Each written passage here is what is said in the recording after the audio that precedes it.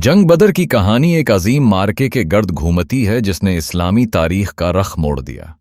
ये वाक़या इस्लामी कैलेंडर की दूसरी सालगिरह में 630 ईस्वी में पेश आया, जब मुसलमानों और कुरैश मक्का के दरमियान पहला बड़ा मुकाबला हुआ। ये मार्का मदीना के नज़दीक वाक़या बदर के मकाम पर हुआ। मुसलमानों की तादाद सिर्फ 313 थी, जबकि कुरैश की फ़ौज तकरीबन 1000 थी।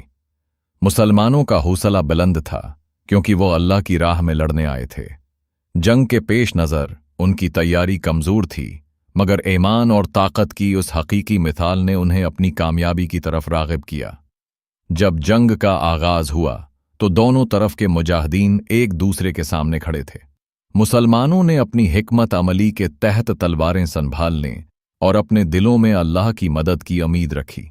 ये एक तारीखी लम्हा था जब अल्लाह की मदद नाजिल हुई और मुसलमान गैर मुतवक्का तौर पर कुरैश पर गालिब आ गए। जंग बदर का नतीजा मुसलमानों की जीत के तौर पर सामने आया और ये उनकी क़ुव्वत और इस्तिक़ामत की अलामत बनी।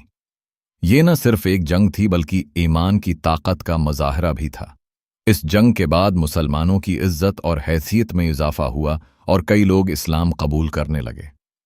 ये वाक़या मुसलमानों के दिलों में एक नई उम्मीद और अज़म की रोशनी लेकर आया। जंग बद्र ने यह साबित किया कि अगर दिलों में ईमान और अज़म हो तो कोई भी मुश्किल हालात में कामयाबी हासिल की जा सकती है।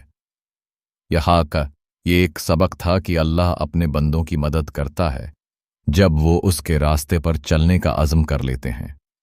जंग बदर इस्लामी तारीख़ का एक अहम मोड़ है जो हमें ये याद दिलाता है कि अटल ईमान और जहद व जहद की ताकत से हर मुश्किल को आसान किया जा सकता है।